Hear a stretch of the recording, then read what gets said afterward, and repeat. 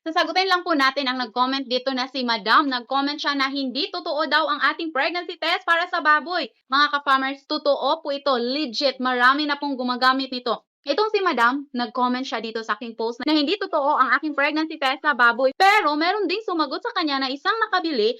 Ito po yung sabi niya, nagpiti ako sa aking mama pig na 24 days mula breeding. May dalawang linya pero hanap, so malabo. Kumuha naman ako ng ihi sa mama pig ba na hindi pa napabarakuhan. Isa lang naman ang linya. So masasabi mo mga ka-farmers na buntis po ang isa na na-breeding ng 24 days at hindi buntis yung hindi pa napabarakuhan. Obviously po mga ka-farmers.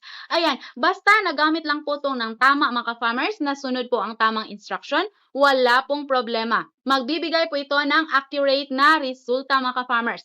20 to 30 days mula ma-AI mga ka-farmers or mabarakuhan, yan po yung perfect time na maggamit natin ang ating pregnancy test sa baboy mga ka-farmers. So tandaan ninyo na kapag dalawang linya, kahit po malabo ang isa, buntis pa rin po yan. Kasi nakadepende po yan sa hormones ng ating mga baboy mga ka-farmers. Kung merong na-detect na hormones sa pagbubuntis, so makapag-tell po ng accurate ang ating pregnancy test. Maglalagay lang po ako ng link dito mga ka-farmers para sa ibang ka-farmers natin dyan dahil I know na marami pa po tayong mga ka-farmers na hindi pa po kabisado or merong problema na akala nila nakunan ang kanilang mga baboy pero hindi pala mga ka-farmers or totoong nakunan.